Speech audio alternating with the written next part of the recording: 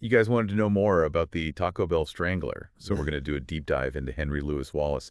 But to really get this case, you kind of have to, like, forget what you think you know about serial killers. Yeah, you got it. You're ready, because this is a dark one. This is a dark one for sure. We're talking about 11 women murdered between 1990 and 1994. Wow. Most in Charlotte, and the guy responsible, Henry Louis Wallace, was on the surface a pretty normal guy. Right. And it's that contrast, Yeah. that makes this case so disturbing, but also so important for us to unpack. Total. Okay, so let's unpack it. Okay. Our sources paint a picture of his early life in Barnwell, South Carolina. Like, surprisingly normal. Yeah. He was involved in school, even elected to student council. Not exactly the makings of a future serial killer. Right. And that's what's so fascinating about this case. It challenges all those stereotypical assumptions we have about serial killers, that Hollywood portrayal of a loner lurking in the shadows. Right. Wallace was able to blend in, present a facade of normalcy. It's sometimes called the mask of sanity. Oh, wow. In psychology, we see this with people who have psychopathic tendencies. So are we saying Wallace was a psychopath? Well, it's not about, labeling him definitively. Okay. It's more about recognizing that someone can compartmentalize and hide their true nature. Right. Behind this carefully constructed persona. Behind a mask. Yeah, and as we learn more about his life, those cracks in the facade definitely start to show. Yeah, the sources point to a really strained relationship with his mother. Right. Constant verbal abuse, criticism, early drug use, burglaries, a probation violation. These aren't just cracks. These are these are red flags. Yeah, huge red flags. Exactly. And while it's important to remember that early trauma doesn't automatically mean someone's going to become a killer. Of course. Research does show that long-term exposure to that kind of abuse, especially as a kid, it really impacts brain development and how someone regulates their emotions. It can make it harder to have healthy relationships, manage anger, cope with stress in a good way. So these early experiences could have been like the foundation. Yeah. For his later violence. Potentially, it's like building a house on a shaky foundation. Right. It might look okay for a while. Right. But under pressure, the cracks are going to show. And for Wallace, that pressure seems to have built up as he got older. Right. And his criminal activity definitely escalated. And that brings us to 1990, a huge turning point, because that's when he committed his first murder. Right. 18-year-old Tashonda Bethea, a high school student from his hometown. Yeah. He dumped her body in a lake, which delayed the investigation. It's chilling, and it's a major escalation, Yeah.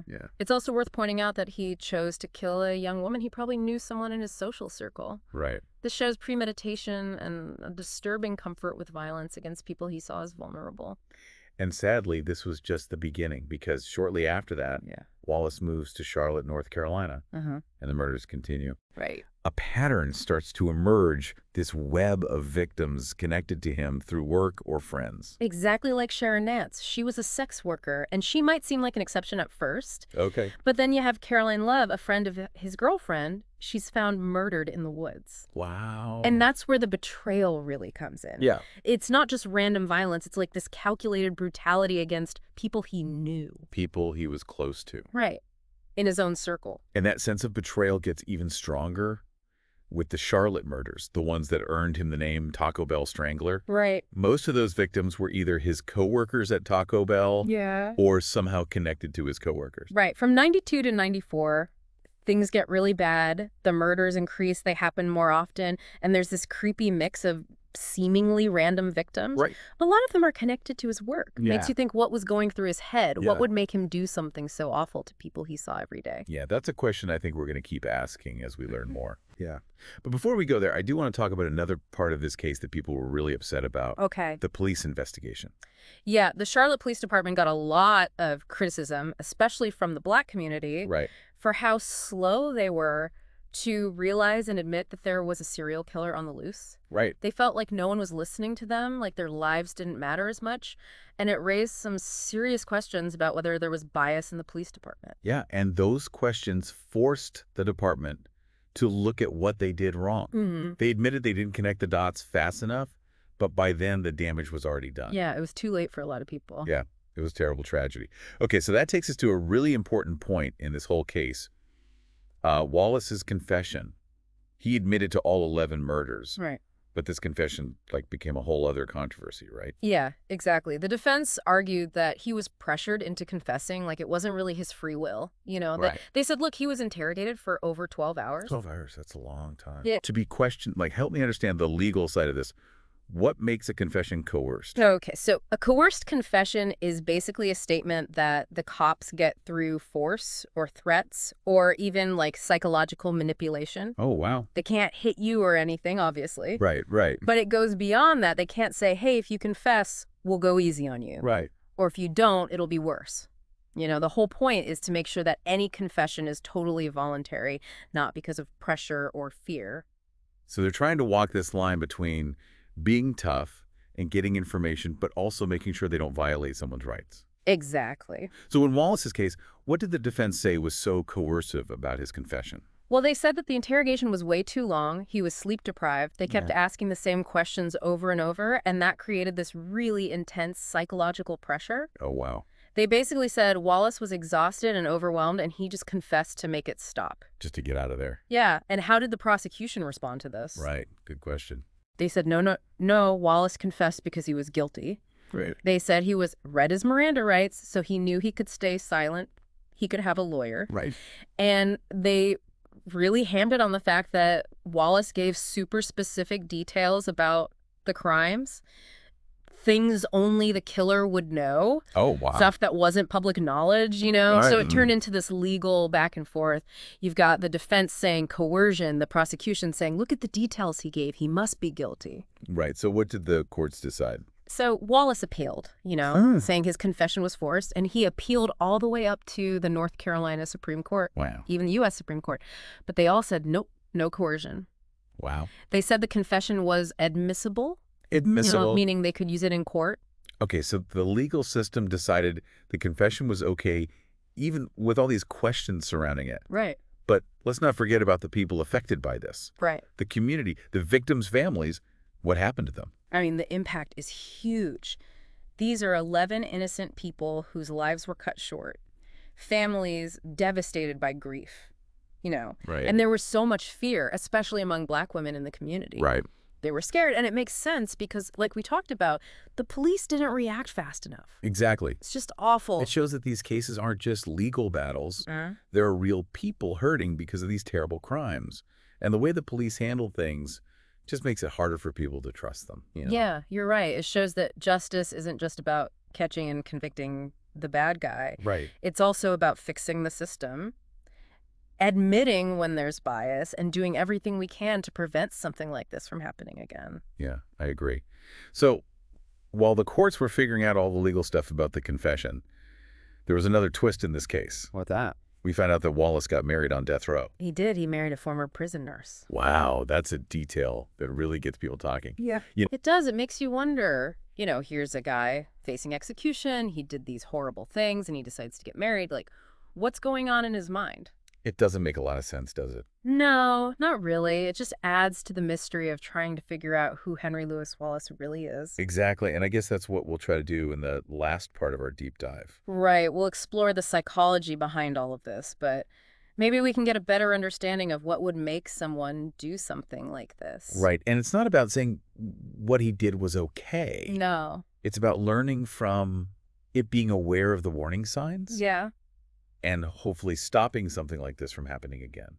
We've talked about a lot, Wallace's childhood, his crimes, that confession, right, and how it affected the community. But there's one more thing we need to look at. Okay. The psychology of Henry Louis Wallace.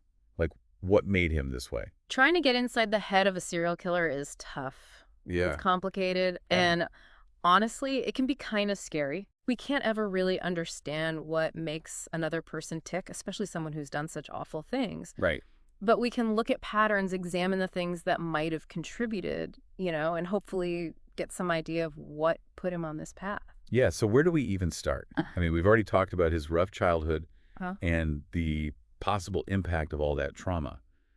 Are there any other warning signs in his life that we can point to? One thing that's always fascinated researchers is how different Wallace seemed on the outside compared to the brutality of what he did. Yeah. Remember, this is a guy who was involved in school, he had friends, he even married his high school sweetheart. I know, it's crazy. He wasn't some loner hiding in the shadows he blended in, he seemed totally normal. but underneath it all, there was this deeply disturbed person. It's like he was living a double life. Exactly. And it's that duality, that ability to compartmentalize that makes this case so unsettling. It challenges how we think about serial killers. It reminds us that evil can hide in plain sight. It's terrifying to think about. And while we can't diagnose anyone from afar, that kind of compartmentalization, that mask of sanity, Right. it's often linked to psychopathy. Wow. It suggests a lack of empathy, a disconnect between actions and consequences, and a scary ability to manipulate people. But if he was so good at hiding who he really was, Yeah. how do we explain all the bad behavior, the drugs, the violence that led to murder? Weren't those signs that something was wrong? There were definitely signs things weren't right, but it's important to remember that not everyone who acts that way will become a serial killer. Right. Behavior is not always black and white. The key is to recognize patterns and understand how things can escalate.